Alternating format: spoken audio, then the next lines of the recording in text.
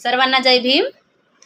Video बनवण्याचा मुद्दा हाच आहे की रोज टी व्हीवर बातम्यांमध्ये ऐकतो, पाहतो, मोबाईल्सवर रील्स बघतो, जंतर मंतरवर आंदोलन चालू आहे। जो शिक्षण मंत्री आहे त्यांनी राजीनामा दिला पाहिजे म्हणून सगळे विद्यार्थी काही लोक तिथं आंदोलन करत आहेत। आणि जे सोनम वांचूक सर होते उपोषणावर बसले, तर त्यांनी 20 दिवस उपोषण ठेवले आणि त्यांना 18 तारखेला उचलून घेऊन गेले जबरदस्तीने। तर हे काही बरोबर नाही आहे। आणि जे अभिजित दिपके दादा होते त्यांच्या अंगावर एका बाईने शाई फेकली। तर हे काय चालू आहे?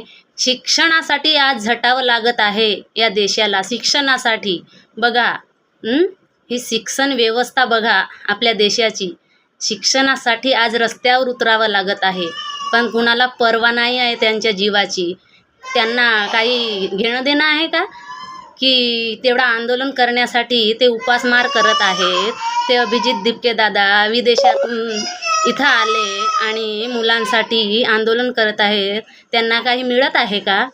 पण शिक्षण महत्त्वाचं आहे। शिक्षण डॉक्टर बाबासाहेब आंबेडकरांनी म्हटलं होतं, शिक्षण हे वाघिणीचं दूध आहे आणि जे कोणी प्राशन करील ते गुरगुरल्याशिवाय राहणार नाही। आणि हे शिक्षण जे घेत आहेत ते आज रस्त्यावर आहेत, ते आज गुरगुरत आहेत, कारण शिक्षणात एवढी ताकद आहे। आणि आज शिक्षणवाल्यांना एवढा त्रास सहन करावा लागत आहे आणि त्यांचा पर्याय कोणी काढून नाही राहिले आहेत। तर असा ते व्हिडिओ पाहून त्यांचं असं माझे मन भरून येत होतं आहे। मी काही अशा गोष्टींवर जास्त व्हिडिओ बनवत नाही, पण मला नाही धरून झालं तर मी आज व्हिडिओ बनवत आहे। तर मला एकच सांगायचं आहे की जो 20 जुलैला आंदोलन आहे होणारा, तो ऐतिहासिक झाला पाहिजे, इतिहास घडला पाहिजे त्या आंदोलनाचा, एवढीच माझी इच्छा आहे। असं आंदोलन झालं पाहिजे की पूर्ण जगभर त्याची वार्ता पसरली पाहिजे, एवढा मोठं आंदोलन झालं पाहिजे। तर आम्ही तर येऊ शकत नाही, आम्ही सर्वसामान्य लोक, पण ज्यांना कुणाला जसं जमते त्या पद्धतीने तिथं जाऊ शकता आणि ह्या अभिजित दिपके दादा यांच्या समर्थनार्थ, सोनम वांचूक सर यांच्या समर्थनार्थ तिथं पाठिंबा देऊ शकता।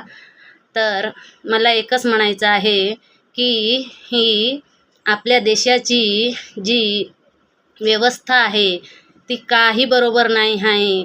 डॉक्टर बाबासाहेब आंबेडकरांनी म्हटलं होतं, अन्याय करणाऱ्यापेक्षा अन्याय सहन करणारा जास्त गुन्हेगार असतो। अन्याय सहन करायचा नाही। का अन्याय सहन करायचा?